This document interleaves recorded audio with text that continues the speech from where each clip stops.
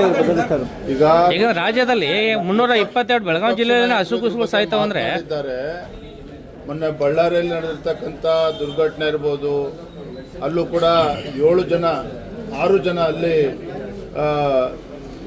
ಪ್ರಾಣವನ್ನು ಕಳ್ಕೊಂಡಿರ್ತಕ್ಕಂಥದ್ದು. ಬಾಣಂತಿಯರು, ಮಕ್ಕಳು, ಹಸುಗೂಸುಗಳು ಇವತ್ತು ಪ್ರಾಣ ಕಳ್ಕೊಳ್ತಾ ಇರ್ತಕ್ಕಂಥದ್ದು.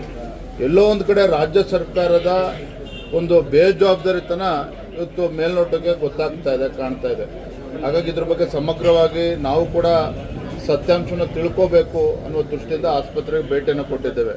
ಇದರಲ್ಲಿ ರಾಜಕಾರಣ ಮಾಡ್ತಕ್ಕಂಥ ಪ್ರಶ್ನೆ ಅಲ್ಲ. ಇವತ್ತು ಬಡವರು ಇವತ್ತೇನು ಅನ್ಯಾಯ ಆಗ್ತಾ ಇದೆ. ಸರ್ಕಾರಿ ಆಸ್ಪತ್ರೆಗಳು ಹೋಗ್ತಕ್ಕಂಥ ಬಾಣಂತಿಯರು, ಹಸುಗೂಸುಗಳಿಗೇನು ತೊಂದರೆ ಆಗ್ತದೆ, ಪ್ರಾಣ ಕಳ್ಕೊಳ್ತಾ ಇದ್ದಾರೆ.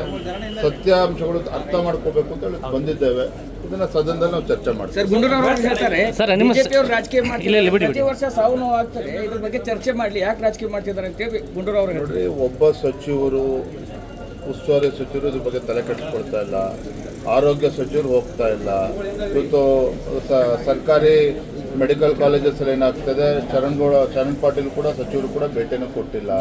ಹಾಗಾಗಿ ಈ ಬೇಜವಾಬ್ದಾರಿತನ ಏನಿದೆ, ಈಗಲಾದರೂ ಎಚ್ಚೆತ್ಕೊಂಡು ಸರ್ಕಾರ ತುರ್ತಾಗಿ ಇದ್ರ ಬಗ್ಗೆ ಗಮನಿಸಬೇಕು. ಆ ದೃಷ್ಟಿಕೋನಕ್ಕೆ ನಾವು ಹೊರಟಿದ್ದೀವಿ. ಸರ್, ಇವತ್ತು ಸರ್ಕಾರದ ವಿರುದ್ಧ ನಿಮ್ಮ ಅಜೆಂಡಾ ಏನು ಸರ್? ಬಿಜೆಪಿಯಿಂದ